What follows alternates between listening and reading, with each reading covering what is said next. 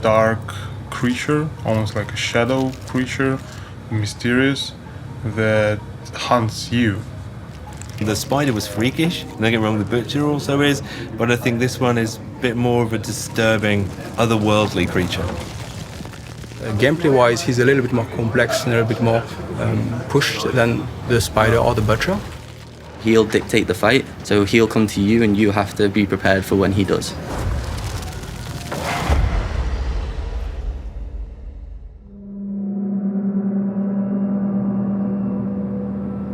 My take was just to make him as real as possible.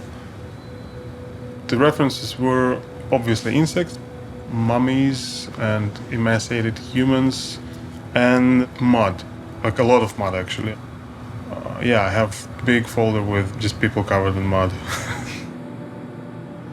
I will take the concept and I work up a white box model so we can lock down the feel of the character.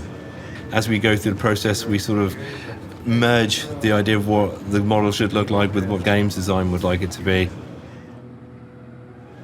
This is the actual model in-game with the textures. So these spirals here where the bugs are running up him. There's these lanes here where bugs are running down his arms.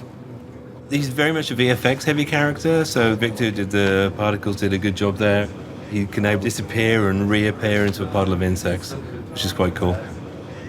This is the weak spot of the character, which is the chest area. So the idea was to make sure that we drive the player's attention towards this weak spot.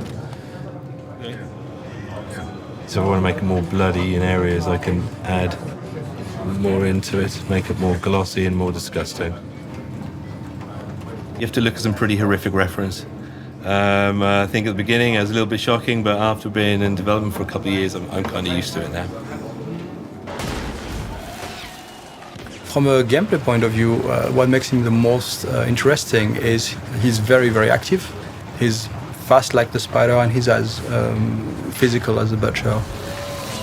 He'll kind of lure you to a position and then he'll just come and attack you very quickly out of nowhere. He can come off the walls, he can come out of the floor, he can divide himself up.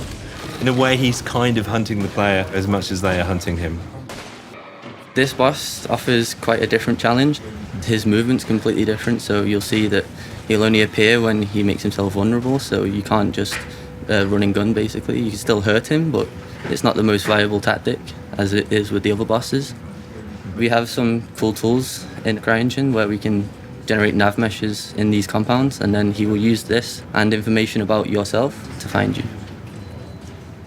This is the floor that he uses to find paths. So if we say, hey, move to this position over here, he will try and use this blue path. And then on the walls, if the assassin wants to pick a point over here, he can come off this blue nav mesh, go up the green one, and then find a path all the way up here.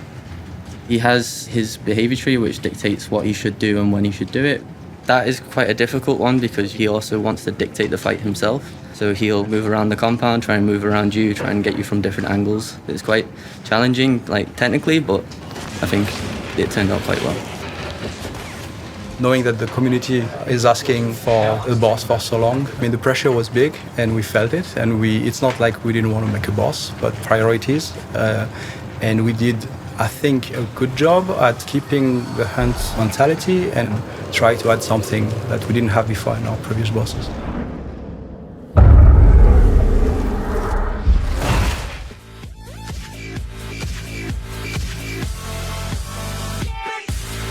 Like and share if you enjoy the video and think others might benefit from this, and of course subscribe and hit the notification button if you are new to the channel and want to be notified every time I post a video.